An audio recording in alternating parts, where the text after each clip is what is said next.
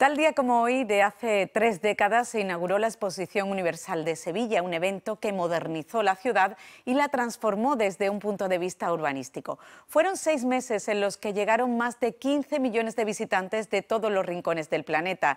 En el recuerdo, imágenes como estas: Curro, la mascota, el monorraíl, las colas y las carreras para entrar en los pabellones, las actuaciones y las decenas de pasacalles que trajeron a Sevilla la cultura de 108 países. Todo eso ocurrió en estos terrenos de la isla de la Cartuja, que hace 3 décadas eran unos terrenos baldíos donde tan solo existía el monasterio de Santa María de las Cuevas. Hoy día acoge uno de los principales parques científicos y tecnológicos de Andalucía, y de los más de 100 pabellones que acogieron a los 108 países que participaron en esa exposición universal, 29 quedan en pie, en uso todos, tan solo 3 están vacíos y a punto de ser ocupados o bien restaurados. Como este de Hungría en pleno proceso de rehabilitación. El recinto podemos decir que está en buena forma, porque es un espacio de la ciudad que genera muchísimo, aporta muchísimo al Producto Interior Bruto, 3.000 millones de euros casi este último año en facturación de las empresas y entidades que están aquí. Es cierto que hay cosas que se pueden mejorar, hay algunos espacios públicos que necesitan un poco más de atención. La Asociación Legado Expo coordina las actividades que durante los próximos 6 meses celebrarán esta efeméride. Todo esto es patrimonio, es parte de nuestra historia. Expo 92 fue muy importante para Sevilla y para Andalucía, y entonces el mantener este legado, una de las maneras más fáciles y más importantes de hacerlo es a través de la difusión y el conocimiento.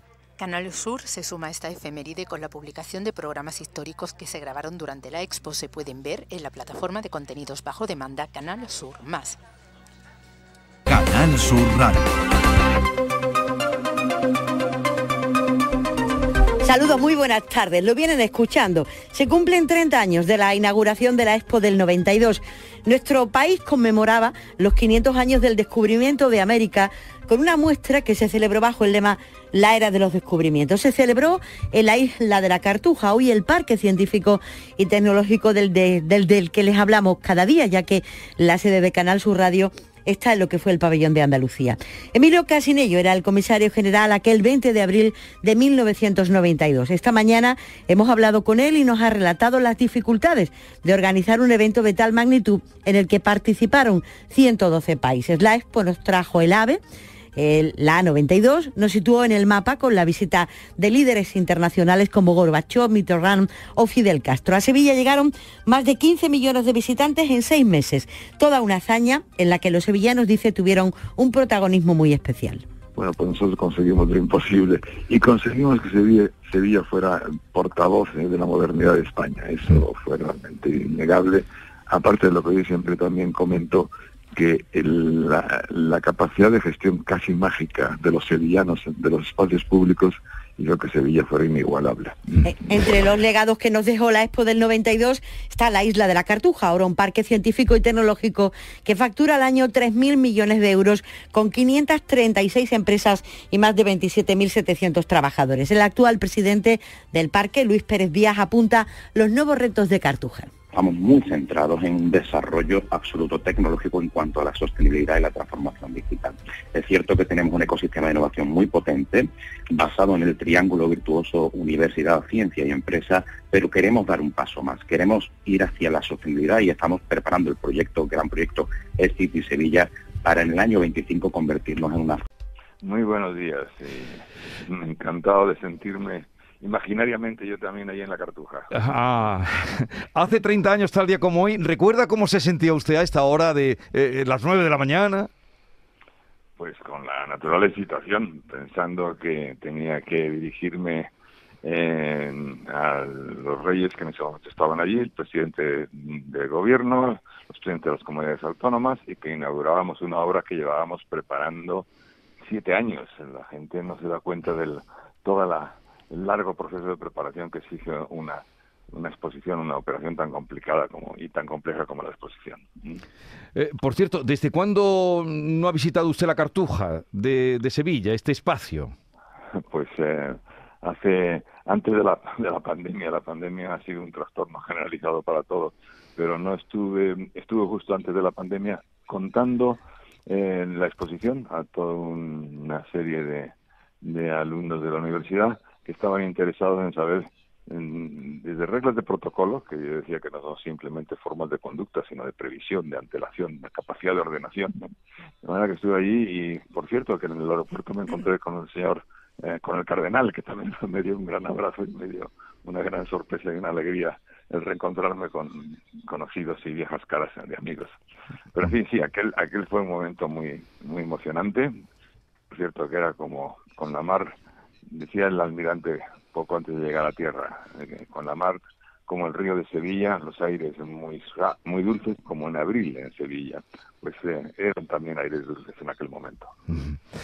Bueno, la verdad es que fue un acontecimiento universal que estamos celebrando los 30 años y los recuerdos que tenemos y todo lo que supuso, pero que no fue fácil llegar hasta ahí y sobre todo cumplir en el día, en la hora, que aquello funcionara.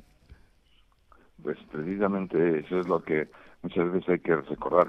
Creo que, no me acuerdo qué escritor famoso decía que España es un país de olvidadizos, y Gabriel García Márquez decía que de vez en cuando tenemos que ir al rescate de los recuerdos, y es verdad que tenemos que de alguna manera recuperar esas memorias que son buenas memorias, y que permiten asegurarnos que tenemos esa capacidad de previsión, de que somos capaces de dispersar o de neutralizar toda una serie de mitos y de clichés.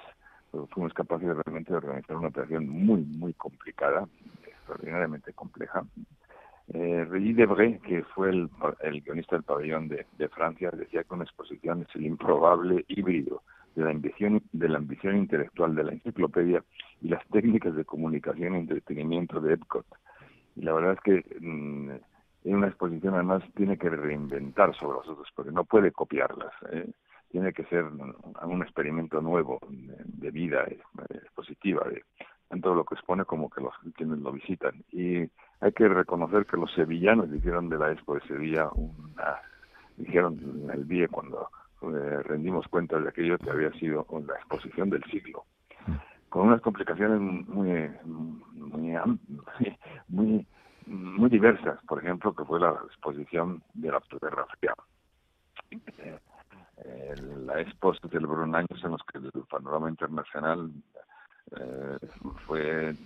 transitó por sacudidas cuasi bíblicas. Cayó el muro de Berlín, sí. Se implosionó la URSS, y me acuerdo que el pabellón de la URSS tenía ya puesto en grandes letras Rusia, y tuvieron que cambiarlo. Se escindió Checoslovaquia, se congelaron los fondos de Yugoslavia, se inició la Primera Guerra del Golfo, se dieron de baja varios países, entre ellos Irán, por ejemplo, Irak, Libia, Yemen, pero se incorporaron las repúblicas bálticas. Sí. Se liberó Mandela en aquella época y participó Sudáfrica, y también un acontecimiento excepcional fue que 6 meses antes se había inaugurado en Madrid, con un mínimo preaviso, por cierto, la Conferencia de Paz sobre Oriente Próximo. Y la visitaron, por ejemplo, la primera cumbre de países iberoamericanos, incluyendo Fidel Castro y Violeta Chamorro, que recuerdo yo. Sí, sí. Y 12 premios Nobel dieron conferencia, y hubo 31.000 actividades culturales, y bueno, todas las cifras eran desmedidas. Por cierto, en ese recorrido que usted hacía de esa situación de mapa estratégico que nos hacía, en aquella época no sabíamos ninguno dónde estaba Ucrania. Bueno, usted sí, porque es diplomático. Pero, por ejemplo, yo tuve que visitar Moscú una vez como URSS y otra vez como Rusia para asegurarme que venían y que estaban presentes. Pero sí, fue complicado. Los checoslovacos, como anécdota, le puedo contar que querían tener 2 pabellones distintos y ya era imposible buscar espacio para hacer 2 pabellones distintos. Entonces se conformaban con 2 restaurantes distintos que lo hicieron dentro del mismo pabellón. En fin, el comisario del pabellón, tenía un pabellón espléndido de Alemania Oriental, desapareció completamente, y recuerdo que el comisario vino a pedirme trabajo, el pobre, que era un comisario inteligente y hábil. En fin, que sí que fue muy complicado armar aquella operación en aquella época justo, precisamente. Estamos hablando con Emilio Casinello, comisario general de la Expo 92. Alberto, me acompaña Alberto García Reyes, es ahora director adjunto ABC de Sevilla, tenía entonces 15 años, dice que la visitó mucho. Alberto. Mucho. Hay una anécdota sevillana, me gustaría preguntársela al señor Casinello, relacionada con el Viernes Santo. No sé si recuerda del 92 y la inauguración del... ¿Qué pasó? Si recuerda bien que... Temo que se ha cortado, ¿no? La comunicación. Bueno, pues ahora habrá ocasión para que le pregunte esa anécdota de qué ocurrió, yo no lo sé. Es que es divertida.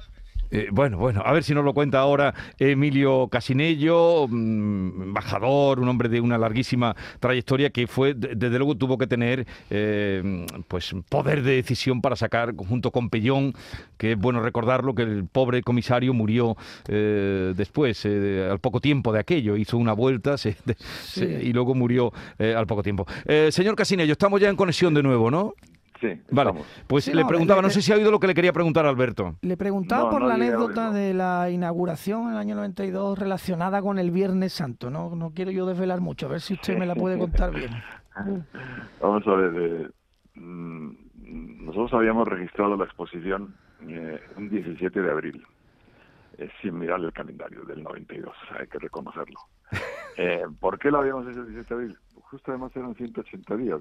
El Buró Internacional de Exposiciones en su reglamento dice que tienen que ser no más de 180 días y muy poco menos si acaso para ajustarse. Pero en fin, coincidía exactamente que si empezamos el 17 de abril, que era cuando se habían firmado entre los Reyes Católicos y Colón las capitulaciones de Santa Fe. Es decir, de manera que además era muy bonita la idea y la coincidencia. Sí. Y nada, empezamos con dificultades. Entre las dificultades que tuvimos que superar en aquella época era que nos encontramos con que se habían anticipado en el registro en el Buró Internacional de Exposiciones los americanos. Chicago había registrado ya una exposición universal para 1992, precisamente porque ellos habían celebrado de la de 1892, el 400 aniversario. Cosa que, la verdad, en aquella época nadie éramos conscientes de ello y habíamos caído en ello. Tuvimos que hacer unos ciertos equilibrios, intentar decir que prácticamente que teníamos un derecho histórico a ser nosotros los que celebráramos el escenario de la celebración. Pero claro, ellos tenían allí un registro, una exposición que era muy golosa en esos escenarios. Y por fin llegamos con ellos a la idea de una sede compartida. Había ser una exposición con dos sedes. Pero claro, si hubiera seguido adelante Chicago hubiera traído mucha presencia, mucha atención, mucho visitante, mucho patrocinador, que podía haber preferido Chicago que Sevilla. Pero teniendo ya el registro compartido por un acuerdo que habíamos llegado con ellos, resultó que Chicago hubo un problema entre el gobernador del estado, que era blanco, y el alcalde de Chicago, que era negro. Total, que se dieron ellos de baja. Bueno, los empujamos, hay que reconocerlo, sí, en una votación secreta. Pero una de las pocas razones por las cuales, porque había otro candidato que era Génova también, con el cual tuvimos que llegar a un pacto de ser una exposición de entidad de menor calibre. Teníamos París, que París también quería competir con unos días antes, en el 89, y eso ya hacía inviable una otra exposición 3 años después. Total, que era un escenario que no era simple, de acuerdo con la normativa internacional. La única de las pocas razones por las cuales se podía perder el registro de una exposición era cambio de fechas. Y de repente nos encontramos con un artículo, hay que reconocerlo, de Antonio Burgos en ABC, que decía Jueves Santo en Sevilla, y el rey dice que se tiene que despedir de una reunión en la que estaba no solamente por la madrugada, sino que es que el día siguiente se inaugura la exposición universal. Y entonces miramos ahí en el calendario y el 17 de abril es Viernes Santo de Sevilla. Nos fuimos inmediatamente a París y tuvimos la suerte de que la secretaria general del BIE había estado en una Semana Santa en Sevilla y se daba cuenta de que era imposible pensar en inaugurar una exposición en un Viernes Santo. Entonces, como cosa de trámite, ante el apuro en el cual nos encontrábamos, ella dijo, bueno, hay en la próxima Asamblea General del BIE como un puro asunto técnico, sin someterlo a debate ni aprobación. Yo al clausurar la Asamblea General dije, por cierto, ha habido un cambio de fechas de 3 días por necesidades de ajustes técnicos, y lo doy por hecho, y cambiamos la fecha de registro. Y así fue, pero si no hubiera sido por aquel artículo de ABC, no habíamos caído en ello hasta muy tarde. Pues sí, tiene como su historia. Las cosas de Sevilla, la película esta del Mundo Nuestro, que quieren cambiar el itinerario de la cofradía, ¿no? Sí. Usted no sabe de lo que está hablando. Claro, en el último libro, ya que usted citaba a Regis Debray, que me ha dicho que era el director del Pabellón de Francia. Y ha dicho el guión del Pabellón de Francia, sí. Sí, pues su hija, Laurence Debray, que estuvo por aquí hace muy poco presentando el libro Mi Rey Caído, en ese libro justamente dice de la Semana Santa de Sevilla nadie sale indemne. Cuenta ahí, fíjese usted. Ni la Expo. Bueno, pues señor Casinello, me alegro mucho escucharle y poderle agradecer públicamente. No sé si usted se siente recompensado por no solo por Sevilla, por Andalucía, porque fueron muchos años, como nos ha apuntado, muchas trabas que hubo, muchas complicaciones antes, porque basta leer los periódicos para lo que se contaba antes de la Expo. Mucho escepticismo. Sí, mucho escepticismo. Pero salió y abrió en su día y fue todo un éxito. Bueno, yo decía también siempre que sirvió para ajustar cuentas con aquello que en España todo es posible y nada es probable. Pero también es verdad, y me he encontrado alguna cita, ya que citan ustedes a la hija de Debray, y tenemos tan cerca algún escenario inquietante en Francia. También es verdad que Talleyrand también decía sobre Francia que era el lugar donde todo puede pasar, pero sobre todo lo imposible. Bueno, pues nosotros conseguimos lo imposible y conseguimos que Sevilla fuera portavoz de la modernidad de España. Eso fue realmente innegable. Aparte de lo que yo siempre también comento, que la capacidad de gestión casi mágica de los sevillanos, de los espacios públicos, hizo que Sevilla fuera inigualable. Bueno, Emilio Casinello, gracias por estar con nosotros, un saludo y buenos días. Muy buenos días y encantado de tan buenos recuerdos traerlos al presente. Bueno, muchas gracias. Hasta luego. Hasta luego.